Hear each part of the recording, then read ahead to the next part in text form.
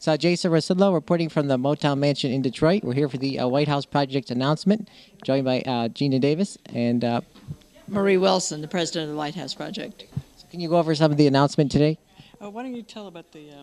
Well, the announcement today was of a very unique poll that shows that actually in 10 sectors of the American economy where people are completely ready for women to lead, they're not in leadership. As a matter of fact, across all those sectors, we only have 18% women in leadership in this country.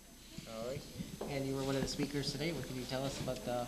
Well, yeah, I'm also on the board of the White House Project, and I've been involved with them for quite a few years, and I think the work they're doing is incredibly important to get a lot more women in the pipeline and into higher office.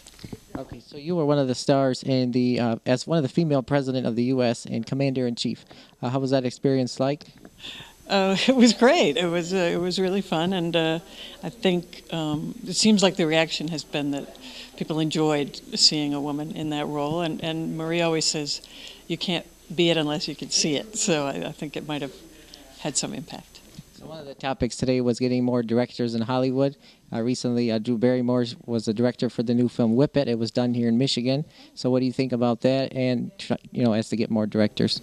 Well, it's a real uphill battle because the percentage of directors has been stagnant for a very long time. It's in the single digits. So I'm glad that Drew did that, and we just need to get a lot more female directors. Well, the other thing that we've been studying, and actually we've been awarding films and television dramas that show women as leaders and worked very hard to force people to put the commander-in-chief out there, and finally Geena came along. But what's really difficult is that it's very hard to make a film about a woman leader. And there are very few women or men that can greenlight a film about a woman leader. But tonight Geena talked about all the reasons that, the excuses they make about men won't watch it are wrong. Right, exactly. You also founded the Geena Davis Institute on Gender and Media. How's that organization going? Very well. We have a project called the See Jane, and our goal is to encourage the creators of children's entertainment to increase the percentage of female characters dramatically, so that boys and girls can see that girls take up half the space in the world. Yeah, when you have, I have 7 grandchildren and 5 children. And so I used to watch television with them, actually, and make fun of the things that were so gendered. Like when an ad would come on showing a woman with a car, advertising, I'd say, gee, we didn't get a woman with our car, because it's really hard to, But now I have my granddaughter, and she loves Dora the Explorer. Right. But there's not enough girls exploring on television.